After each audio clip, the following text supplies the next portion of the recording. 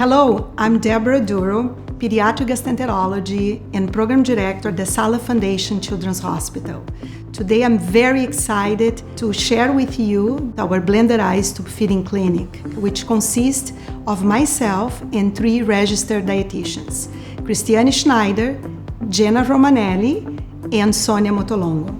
This video presentation will cover the benefits of Blenderized tube feeding, patient selection, equipment need, food safety, recipe creation, a demonstration of creating the Blenderized tube feeding, and a demonstration how to push Blenderized tube feeding through a G-tube. So what is Blenderized tube feeding? It's a combination of whole foods and liquids, typically made in a kitchen environment, mixed in a blender, and provided through a feeding tube, as either as the sole source of nutrition or part of the nutritional support regimen.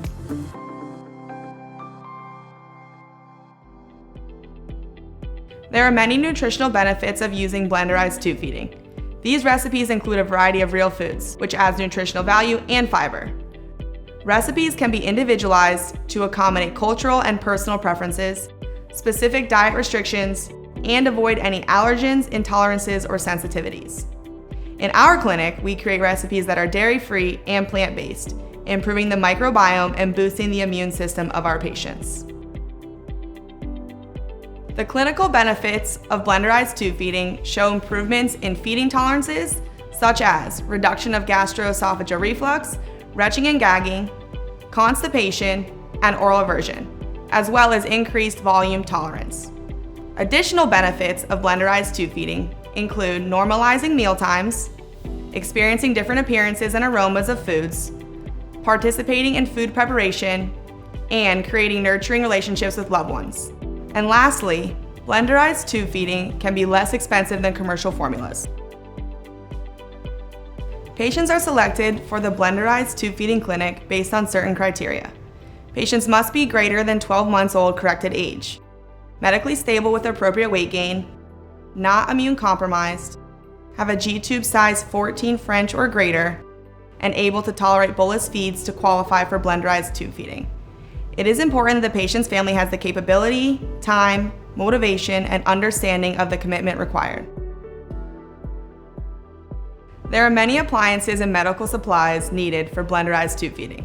These include, but are not limited to, a high-powered blender such as a Vitamix, NutriBullet, or Ninja, a 60 milliliter syringe with plunger and bolus extension, airtight containers, ice cube trays, refrigeration and freezer space, a food scale, measuring cups, measuring spoons, kitchen utensils, and a feeding pump if using. Food safety is of utmost importance when creating Blenderized tube feeding recipes to minimize the risk of foodborne illness.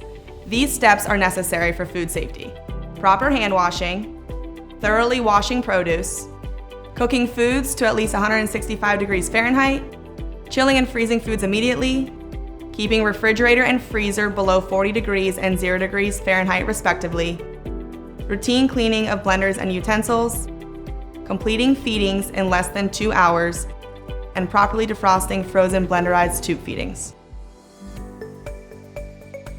In our clinic, Blenderized tube feeding recipes are made up of fruits, vegetables, grains, protein, non-dairy milk alternatives, and fats.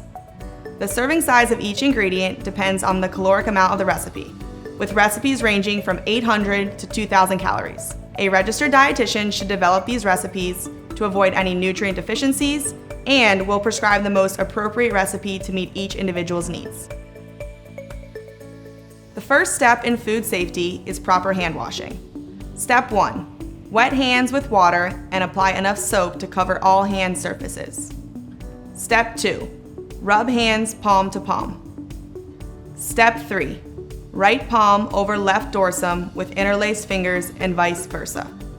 Step 4. Palm to palm with fingers interlaced. Step 5. Backs of opposing palms with fingers interlocked. Step 6. Rotational rubbing of left thumb clasped in right palm and vice versa. Step 7. Rotational rubbing backwards and forwards with clasped fingers of right hand in left palm and vice versa. Step 8. Rinse hands with water. Step 9. Dry hands thoroughly with a single-use towel. And finally, Step 10. Use a towel to turn off the faucet. At minimum, hand washing should take at least 20 seconds. Today, we'll be demonstrating how to make a 1,200 calorie recipe. We're going to start by thoroughly washing all produce with running water. Next, we will measure all ingredients. This recipe consists of all organic ingredients, including 1 cup of banana, 3/4 cup of carrots, 3/4 cup of broccoli, 2 cups cooked quinoa, 3 ounces chicken breast, 2 cups pea protein milk, and 4 teaspoons of coconut oil. Place all ingredients in a blender and blend until the consistency is smooth. The amount of time required to blend will vary depending on the type of blender you have, as well as the types of foods and the amount of liquid in the recipe. The consistency of the blended food should be somewhere between fruit juice and that of a creamy soup, like this. Notice the difference in the consistency of the properly blended recipe versus one that is too thick. Using a 60 milliliter syringe, push blended foods through the G-tube. This shows you how easily the proper blenderized foods go through the tube. In contrast, notice how the thicker consistency does not push easily through the tube. In order to avoid tube clogging, use a high-quality blender, sufficient amount of liquids in blends, flush tubes with water frequently, avoid foods that cause clogging such as blueberries, string beans, flax seeds, and cooked eggs.